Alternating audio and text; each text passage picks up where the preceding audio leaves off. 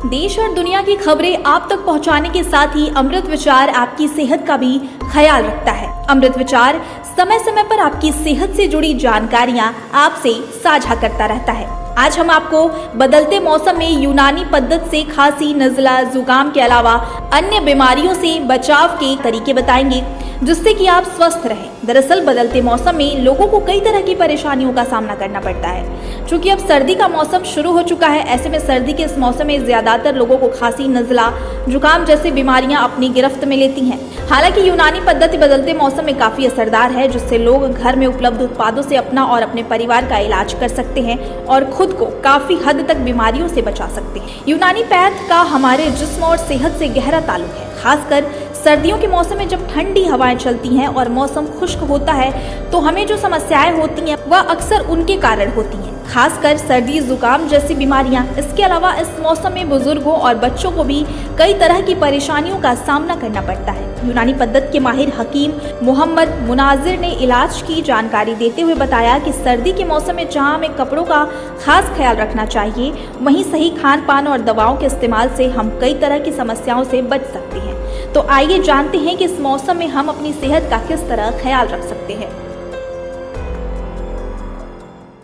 दरअसल सर्दी का जो मौसम है इसमें ठंडी हवाएं चलती हैं और मौसम खुश्क होता है, तो इस मौसम में ज़्यादातर जो बीमारियां होती हैं वो सर्दी और खुश्की की वजह से होती हैं और इसमें बॉडी में ड्राइनेस और सर्दी के असरात इस मौसम के ये मौसम पैदा करता है।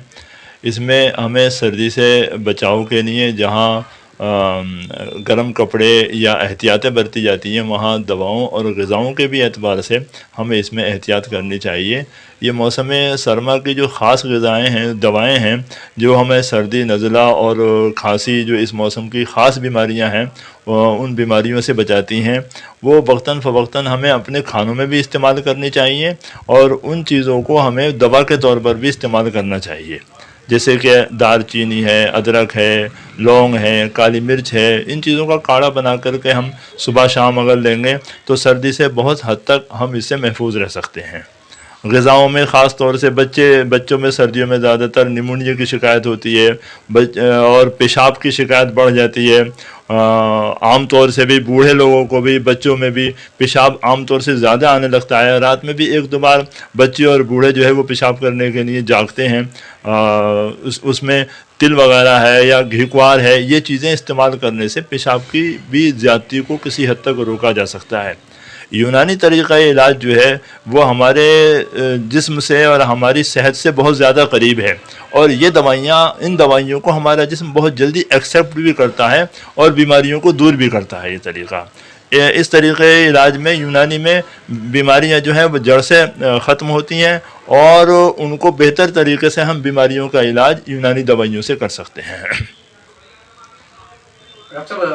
गवर्नमेंट भी यूनानी की तरफ ध्यान, हाँ, गवर्नमेंट भी अब आए दिन अखबारात में भी आ रहा है कि हमारी गवर्नमेंट ऑफ इंडिया यूनानी तरीक़े इलाज को बहुत ज़्यादा रिवाज दे रही है। और अभी मैंने अखबार में पढ़ा हाल फिलहाल ही कुछ एक संस्थान गाज़ियाबाद में यूनानी नेशनल संस्थान जो है वो खुलने जा रहा है, जिसमें न सिर्फ ये कि वहाँ यूनानी की पढ़ाई होगी बल्कि यूनानी तरीक़े इलाज से मरीज़ों का इलाज भी होगा और हो रहा है इलाज। कोरोना काल में भी जो है वो जोशांदी की शक्ल में और कोरोना काल में कोविड से बहुत ज़्यादा किसी हद तक जो है वो बचा गया है और लोगों का इससे इलाज हुआ है और लोगों ने इसके ज़रिए अपने आप को बीमारियों से बचाया है। मौसम सरमा में यूनानी पैथी की अगर बात करें तो कितनी ये मुफीद रहती है?